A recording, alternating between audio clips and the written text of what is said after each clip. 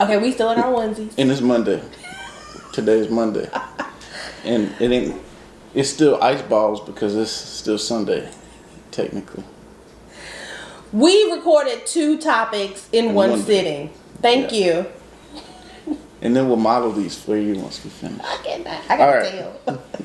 Here we go, at the top of the class on a roll, and it's time to run it up, yeah you know. Maxed out, put the pedal to the floor, ayy, on the road, here we go. Yeah, we winning by a landslide. Never see me coming, I'm a landmine. Yeah, I ain't taking orders in command like, yeah, you about to see me on demand like, you know on demand. If you ain't know, you about to understand. Yeah, I got the team by my side, right hand. Do you let your kids struggle so they know how to grind when they get older? Do you let your kids grow up and have financial issues or learn how to experience financial issues as they get older? You want me to go first? I want you to go first. I say it depends. It depends on what the child's been through. So for us, we were eating a 4 for $4 when Chloe was born. We moved multiple times, short sale on a house. We've done things that she may not remember.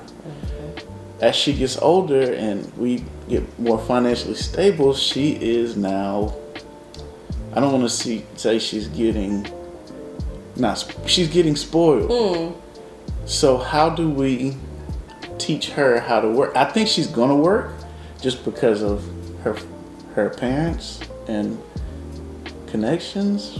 But the question is do we let her struggle? I am the type of parent where if I had to answer this question, I would say yeah, I would definitely.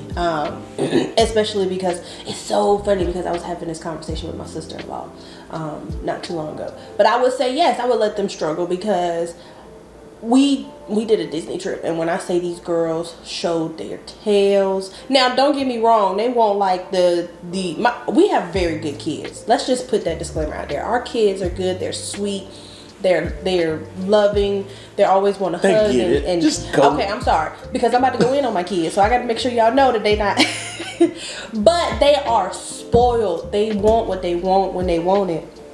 Don't do that. Don't hit the table, the mic can't hear you. But so yes, I would answer that question yes, but I know that at the end of the day I would see my kids struggling and I'd be like, oh, what you need, baby? All right, mama got it. Because I would not be able to follow through. And I think it's not really an issue, but that's the thing. Like, we're not a follow through type of parents. Like, we say a lot. I don't know, because, okay, so what got me, my parents were okay, and they're fine. What got me was in high school. I went to UPS to work during Christmas and Thanksgiving, and I didn't want to. They were training and all. It was like an 8-hour training for 2 days. I called my dad. I was like, yo, I'm coming home. He was like, if you get into that car, we're going to have issues when you get home. I was driving. I'm like, he can't make me stay here. So I called him, and he's like, we're going to have issues if you come home. And I'm like, what? I can't just leave? So I stayed.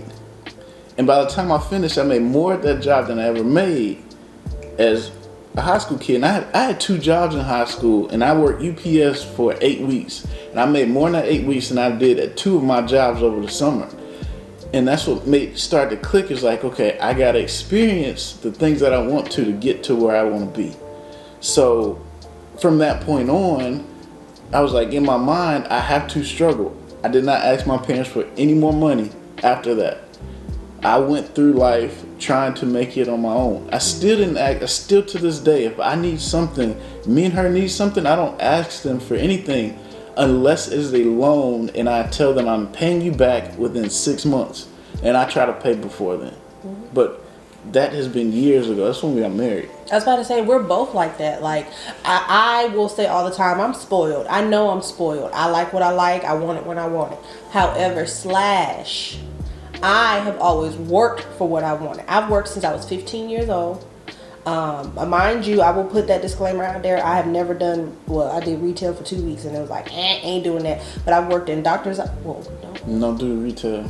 She just walked off the job. I did. I walked out. I was like, And my mama said I could. See? So, in T ways, I just said I'm spoiled. We're not going there. But I have worked since I was 15. I bought my first car with his help. Let me just put that out there. He helped me. I wasn't even gonna say that. But I'm putting it out there. That's the spoiled She part. got a couple $100 from me. He helped me. And she paid it back. I was in high school. He helped me. That's the point. But I bought my first car. I have worked when I went to college. My grandma gave me $50 a month. She gave me $50 a month. And other than that, I survived off of my refund check. How I did it, because I decided I didn't want to live in a dorm. Had a horrible first dorm experience. So I lived in apartments my entire college career. Paid for it and survived somehow. But at the same time, I've always had the mentality, I have to work because I know what I like. I want my purses, I want my shoes, and I need to get it. So I'm going to get it. And I'm worried that my kids aren't going to have that same mentality. I'm worried that they're going to be I'm spoiled. My parents have always given me everything.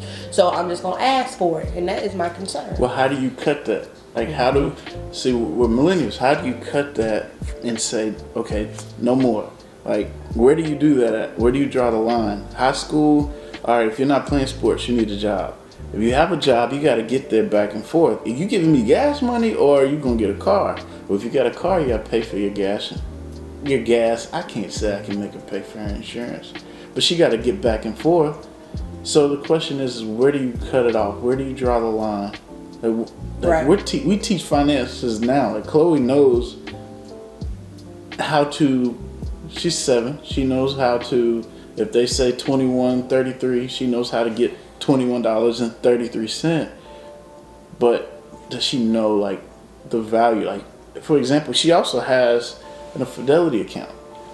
So she's making money now, but when do I introduce that to her? When do I show her, like, you have investments in stock, and as it sits, it grows. And when you graduate high school, the Fidelity account you either can take that money and push it to college, or you can take that money and buy your first house based on the account that you have. So when do you teach that to them? Well, see, it's hard for me because, see, we were obviously raised very differently, but I was raised like the old Southern way. Like, you don't ask no questions about finances. You ain't got no money. I literally said it to her the other day. She asked how much something was. I can't remember what it was. But anyways, she asked how much something was, and I was like, do you got some money to pay for it? Yeah. I'll tell her. And he does, and he tells her. But then after I said that, I was like, I need to start talking to her about money. I need to start telling her that. Like, I need to stop putting her in this bubble because, yes, she's only 7, almost 8. But she's asking these questions because, she wants to know. And it's like, I feel like that's an issue anyway with, millennials or Xers or whatever the generations is. Yeah, we were not taught about finances. We were not taught about being responsible with money. We didn't know what a budget was until we were already broke and somebody said, have you made a budget? And it's like, what's that? So it's like, if we start teaching her now. That's the issue. Okay, when I was a high school teacher, we would shoot a video on how to create a college budget. It doesn't matter who it is. It could be you, it could be your parents, it could be anybody. Anybody can teach these kids how to financial literacy. Like, split your money in half. Take 50 and put it into the bank. Take the other 50, put that into your checking account, and try to only spend 25%. That still leaves you 75% of your account. Once you get paid again, take that 25% you didn't spend, put it in your savings account. You got a fresh 25 again. And if you got to go into that 25, pull it. Like, these are things that, like, do we teach this as parents? Or we teach it as parents, but you got to have a fallback. Like, I know for a fact that my dad's going to talk to her about money. He used to take me out. We'd watch the car. He used to irritate me. I'd be and playing the game, and he'd say, come help me watch the car. I'm like, all right. And that's when I was like 12. And he'd sit there and talk to me the entire time about different things. And then got to a point where it's like, I'm 14 now, and I'm like, we got to watch the car? Because I know in that time, I'm going to learn something. When I was 12, I was like, man, I don't want to do this. That's where she's at now. She don't want to do stuff. But eventually, if you continue to do it, they might enjoy doing it and learning from it. I didn't learn these things because, I was reading books and my dad would take me outside, talk about it, and then eventually it started to make sense. So we got to start doing that with our kids.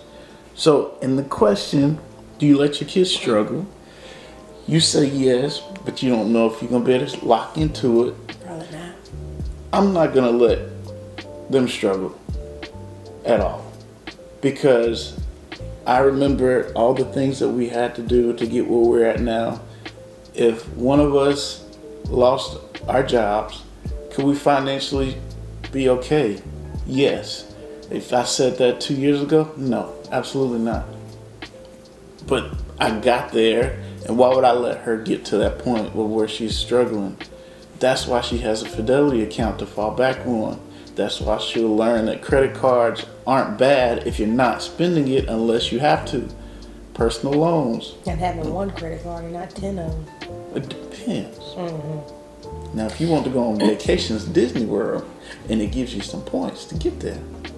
Then you better use get that that one Disney World credit card. Absolutely not, because you got a Hilton Honors that do the exact same thing. You can stay there with points, and you build your points up so you go on trips and vacations. Anyways, the only reason why, and that's how our minds differ, because the only reason why I would say yes and not follow through is because I don't want them to have that the negative spoiled connotation of, oh, I'm spoiled, somebody gonna give it to me. Yeah.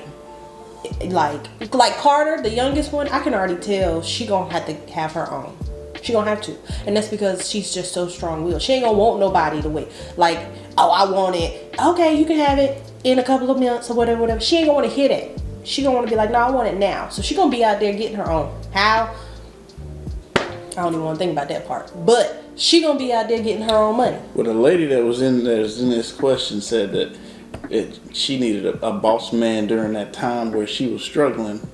Don't do that. Don't do that. That's the thing. Like, you don't want to fall back on your family, but you don't also want to fall back on somebody else, because then it'll make you. They're gonna have leverage. That's a whole nother topic. Right there. Oh, it's a lot of topics. Even the topic of you need to know your parents' passwords to their accounts and all that stuff, because if something happened to them, you gotta get into their accounts and know their. Yeah. Property manager over here saying yes. Yeah, because people pop up dead all the time. I'm sorry, I'm in the news. I was in the news, so. Well, no, I mean, like I said, property management, people die. They can't get into their apartments. Better have a key. Because as the property manager, I'm not giving you the key if you're not on the lease, because I'm not losing my job. Make sure you got all your stuff written down. Make sure you got power of attorney and all of that, because which power of attorney still don't help you get into the apartment, just so you know. You better have a key. You gotta have a key. Your child's coming. Go, go, break. Go, go, break. Your night, like go, go, your night. Like go, go, break. Like go, go, break. Oh, your nights, like go, go, your night. Like go, go, break. Like go, break. Ooh, we driving date, watch a movie. Right by your side on duty. Not too much, not too sweet. Ooh, passion from yours truly. Let me know how you feel. Hope I'm not in too deep. We were Phoebe, we die fever. Won't be alone forever.